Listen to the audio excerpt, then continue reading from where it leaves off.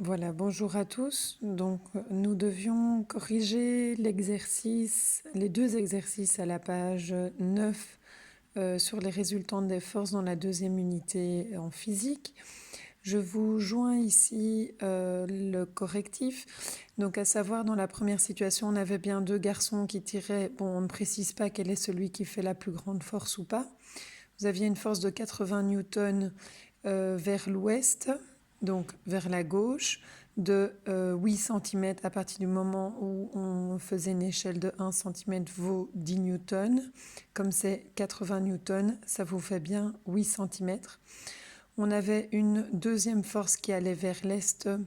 Bon, moi j'ai utilisé F1 comme étant de 60 newtons. Et on vous demandait l'intensité, la direction et le sens de cette force résultante qui finalement s'exerçait sur la sœur en question. Et donc, cette résultante est orientée évidemment vers la force la plus grande, si vous vous souvenez. Donc, je fais F2 moins F1.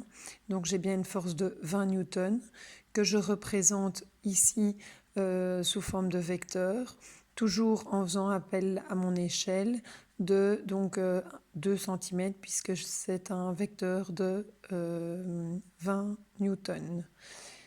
La direction est bien horizontale, le sens il est bien vers la gauche et l'intensité 20 newtons. Concernant le deuxième exercice, donc le B, on avait bien quatre rennes qui tiraient un traîneau donc dans une certaine direction.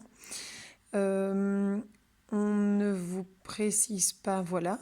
Donc, ou bien vous faisiez les quatre, comme par exemple, moi suivant le sens vers la droite, ou bien vous pouviez éventuellement faire le sens vers la gauche, mais toujours les quatre dans le même sens.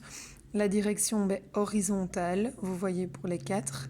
Si je dois faire l'intensité de la résultante, j'impose une échelle de 1 cm vaut 100 newtons.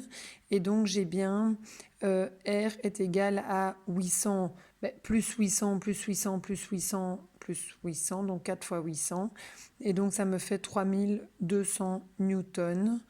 Ça, c'est ma résultante de force. Donc si je devais la tracer, j'aurais un grand vecteur de 32 cm, chose que je ne sais pas faire sur ma feuille.